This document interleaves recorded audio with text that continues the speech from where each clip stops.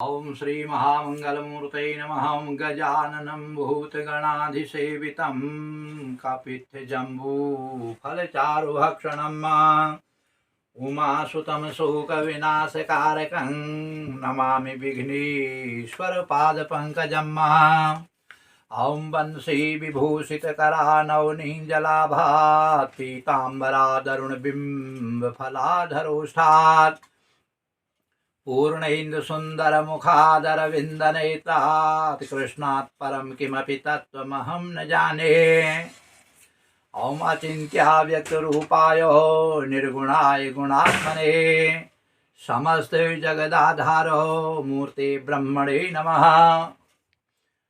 तो प्रत्यक्षं ज्योतिषशास्त्रम चंद्रार्कौ यत्र साक्षिणौ, सूर्य और चंद्रमा जिसके गवाह हैं, साक्षी हैं, ऐसा प्रत्यक्ष ज्योतिष शास्त्र जो है भगवान का तीसरा नेत्र है। उस ज्योतिष शास्त्र को यदि हम आधार माने तो हमारे ज्योतिष दर्शन हिंदू आध्यात्म विद्या के मुताबिक जो है तिथि वर्ष शुरू होएगा हमारा चैत्र शुक्ल पक्ष प्रतिपदा बराबर 30 मार्च सन 2025 को हमारा हिंदू नववर्ष प्रारंभ होगा। लेकिन इसको हम तिथि वर्ष कहेंगे क्योंकि प्रतिपदा, द्वितीया, तृतीया, चतुर्थी, पंचमी इत्यादि से जो वर्ष पूरा होता है उसको तिथि वर्ष कहा जाता है। उसके अधिष्ठात्र देवता जो हैं चंद्रमा हैं, और दूसरा जो है 14 अप्रैल बराबर 1 गते बैसाख से हमारा जो है वास्तव में नया वर्ष लगता है। क्योंकि जैसे जनवरी फरवरी से दिसंबर तक हम गिने तो जनवरी में नया वर्ष लगता है, वैसे ही हमारा जो है मेष राशि पर सूर्य बैसाख में आते हैं और अंतिम मीन राशि पर सूर्य जो है चैत के महीने में आते हैं। तो इसलिए सौर वर्ष हमारा जो है 1 गते बैसाख से प्रारंभ होता है और तिथि वर्ष हमारा 1 गते चैत से प्रारंभ होता है। उस आधार से तिथि, वार, योग, नक्षत्र और करण, ये 5 वस्तुओं से जो वस्तु बनेगी उसको पंचांग कहेंगे हम। 5 अंग हैं उसके, तिथि है, वार है, नक्षत्र है, योग है, करण है। तो तिथि वारम च नक्षत्रम योगं करण में बचो। तो भगवान कहते हैं कि इन 5 वस्तुओं के समूह से ज्योतिष विद्या में समय की गणना के हेतु जिसका उपयोग किया जाता है, जिस कैलेंडर का उपयोग किया जाता है उसको पंचांग कहा गया। तो इस संदर्भ में संवत्सर का जो जन्म है तो हमारे नारद पुराण के मुताबिक नारद जी ने एक बार ब्रह्मा से इच्छा व्यक्त करी, विष्णु से इच्छा व्यक्त करी, भगवान शंकर से इच्छा व्यक्त करी कि मैं दुनिया का भ्रमण कर लूं, सारे तीर्थों को देख लूं, सारे पवित्र नदियों में स्नान कर लूं। तो इस पर ब्रह्मा और शिव जी की सम्मति से विष्णु भगवान ने गरुड़ में उनको बिठाया। तो एक सुंदर तालाब में नारद जी को स्नान करने के लिए भेज दिया। नारद जी उस तालाब से जब बाहर आए तो वह पुरुष रूप से तो गए थे, उसमें प्रवेश किए थे, लेकिन स्त्री रूप होकर के निकले। ब्रह्मा जी उनके सौंदर्य पर मोहित हो गए, उनके शरीर का तेज निष्कलित हो गया तो 20 पुत्र पैदा हो गए। इसी तरह विष्णु भगवान का तेज भी निस्सारित हुआ तो 20 पुत्र पैदा हो गए। इसी तरह भगवान शंकर का तेज भी निश्रित हुआ तो 20 पुत्र पैदा हो गए। तो इनकी 60 की संख्या हो गई। तो इन 60 वर्षों को ही संवत्सर कहा गया। जैसे परिवत्सर, अनुवत्सर, इडावत्सर और संवत्सर, इसके भिन्न भिन्न स्वरूप हैं। क्योंकि यहाँ कथा का विस्तार होएगा इसलिए इस वर्ष जो भी मतलब शुभ मुहूर्त में हमारा नया वर्ष लगेगा उसका नाम सिद्धार्थी होगा, सिद्धार्थ होगा। सिद्धार्थ नाम संवत्सराख्य हो। तो सिद्धार्थ मतलब आपकी हमारी आध्यात्मिक भावनाएं सिद्ध होंगी, हमारी विद्या भी सिद्ध होगी और हमारे द्वारा किए कर्म भी होंगे सिद्ध और सफल होंगे। किसान की खेती सफल होगी, लोगों का स्वास्थ्य सुंदर होगा, नैरुज्य होगा, आरोग्य होगा और अध्ययन करने वाले विद्यार्थियों को सिद्धि मिलेगी, कृषक वर्ग को खेती से सिद्धि मिलेगी, व्यापारिक वर्ग को व्यापार से सिद्धि मिलेगी।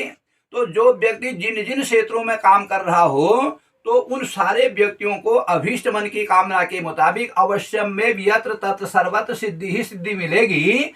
इसलिए इस वर्ष का नाम सिद्धार्थी हो, सिद्धार्थ नाम संवत्सराख्य हुआ तो वर्ष का नाम सिद्धार्थ है। तो नाम से ही स्पष्ट है कि भाई, तो उस आधार से 43,20,000 वर्ष के 4 युग होते हैं, सतयुग, त्रेता, द्वापर और कलयुग। तो यदि हम ये मान ले तो ये सब मिला के ब्रह्मा जी का एक दिन होता है। तो सिद्धार्थ नाम संवत्सर में मेष, सिंह और धनराशि के जितने भी जातक होंगे उनको वर्ष अपैट होएगा, लेकिन संक्रांति पैट होएगी। इसी तरह कर्क, वृश्चिक और मीन राशि के जातकों को संवत्सर तो पैट होएगा, लेकिन विषुवत संक्रांति अपैट होएगी। तो इस आधार से यदि हम उस विषय को देखें तो आयव्यय चक्र के मुताबिक मेष राशि वालों का वर्ष सर्वत्र विजय दे के ही जाएगा। वृष राशि वालों को भी सर्वत्र विजय की ही उपलब्धि होगी। मिथुन राशि वालों के भी सारे कार्य सिद्ध होंगे, विजय ही विजय मिलेगी। कर्क राशि वालों का भी एक शेष रहता है तो लाभ ही लाभ होगा।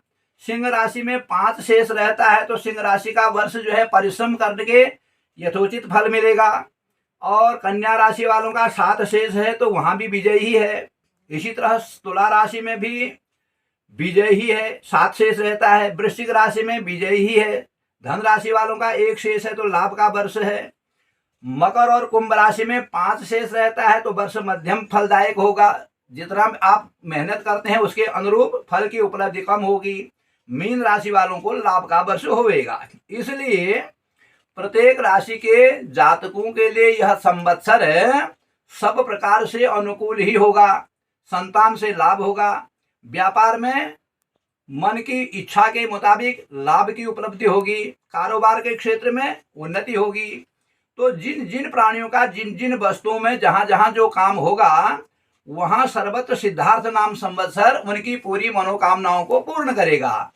29 मार्च को शनि कुंभ राशि से मीन राशि में जा रहे हैं तो और मेष राशि पर उनकी दृष्टि होगी।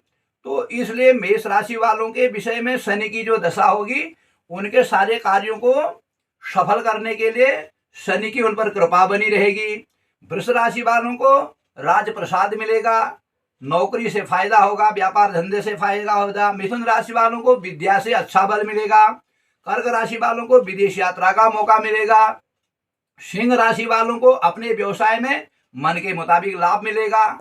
और इसी तरह कन्या राशि वालों को अनेक प्रकार के मंगलमय कामों में उपस्थित होने का अवसर मिलेगा। तुला राशि में नौकरी में उन्नति के योग बनेंगे और कारखाने से संबंधित टेक्नीशियन टेक्नोलॉजी में लाभ होगा। वृश्चिक राशि वालों का सुख स्थान से शनि हट जाएगा, स्वास्थ्य लाभ होगा, शारीरिक क्षमता बढ़ेगी, चिंतन क्षमता में भी वृद्धि होगी। धन राशि वालों को कारोबार से लाभ होगा। कुंभ राशि वालों को 14 अप्रैल के बाद सारे जो मार्ग रुके पड़े थे वो सारे खुल जाएंगे। मीन राशि वालों को जो है शनि पर की उन पर अभीष्ट कृपा बनी रहेगी। तो यह तो शनि के चालन का वर्ष हुआ। अब प्रश्न यह उठता है कि यह संवत्सर किस प्रकार से होगा। तो कुंभ राशि और मीन राशि वालों का संवत्सर दाहिने हाथ में है तो लक्ष्मी की प्राप्ति होगी।